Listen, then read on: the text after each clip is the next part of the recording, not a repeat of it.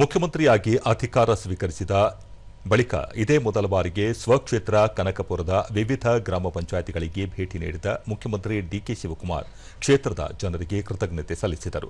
ಈ ವೇಳೆ ಕಾರ್ಯಕರ್ತರನ್ನು ಉದ್ದೇಶಿಸಿ ಮಾತನಾಡಿದರು.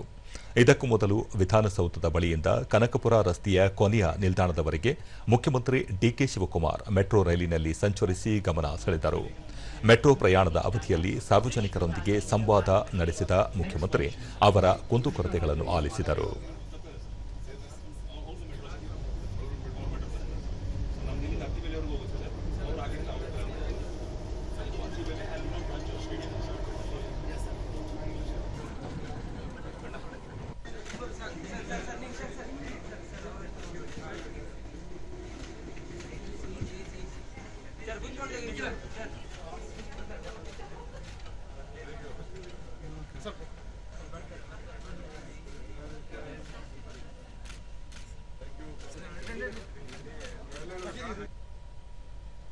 ಈ ಸಂದರ್ಭದಲ್ಲಿ ಅವರು ತಾವು ರಸ್ತೆ ಮೂಲಕ ಪ್ರಯಾಣ ಮಾಡುವುದರಿಂದ ಬೆಂಗಳೂರು ನಗರದಲ್ಲಿ ಅನಗತ್ಯ ಸಂಚಾರ ದಟ್ಟಣೆ ಉಂಟಾಗಿ ಸಾರ್ವಜನಿಕರಿಗೆ ತೊಂದರೆಯಾಗುವುದನ್ನು ತಪ್ಪಿಸಲು ಮೆಟ್ರೋ ರೈಲಿನಲ್ಲಿ ಪ್ರಯಾಣಿಸಿರುವುದಾಗಿ ತಿಳಿಸಿದ್ದಾರೆ. ತಮ್ಮನ್ನು ಕನಕಪುರ ಕ್ಷೇತ್ರದ ಜನತೆ 40 ವರ್ಷಗಳಿಂದ ಬೆಳೆಸಿದ್ದಾರೆ.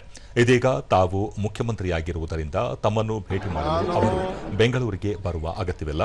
ಅವರ ಬಳಿಗೆ ತೆರಳಿ ಕೃತಜ್ಞತೆ ಸಲ್ಲಿಸುವುದಾಗಿ ಹೇಳಿದರು. ನಮ್ಮ ಕ್ಷೇತ್ರಕ್ಕೆ ಹೋಗಬೇಕಾದ್ರೆ ಸುಮ್ಮನೆ ಟ್ರಾಫಿಕ್ ಎಲ್ಲ ಸಮಸ್ಯೆ ಆಗೋದು ಬೇಡ ಅಂತೇಳಿ ಮೆಟ್ರೋ ತಗೊಂಡಿದ್ದೀನಿ. ಇಲ್ಲಿಂದ ಟ್ರಾಫಿಕ್ ನಿಂತಿದೆ ಇಲ್ಲಿವರೆಗೂ. ಸೊ ಜನನು ಮೀಟ್ ಮಾಡಿದ್ದೀನಿ, ಟೈಮು ಸೇವ್ ಮಾಡಿದ್ದೀನಿ. ನಾನೇ ಕಾಮನ್ ಮ್ಯಾನ್. ನಮ್ಮ ಕನಕಪುರದಲ್ಲಿ ನನ್ನ ಚೀಫ್ ಮಿನಿಸ್ಟರ್ ಇಲ್ಲ. ನಾನಲ್ಲಿ ಐ ಆಮ್ ದೇರ್ ರೆಪ್ರೆಸೆಂಟೇಟಿವ್. ಇಲ್ಲೆಲ್ಲ ಚೀಫ್ ಮಿನಿಸ್ಟರ್ ಇರಿ, ಕನಕಪುರದಲ್ಲಿ ಕೇಳ್ತಾರೆ ಅವರೆಲ್ಲ.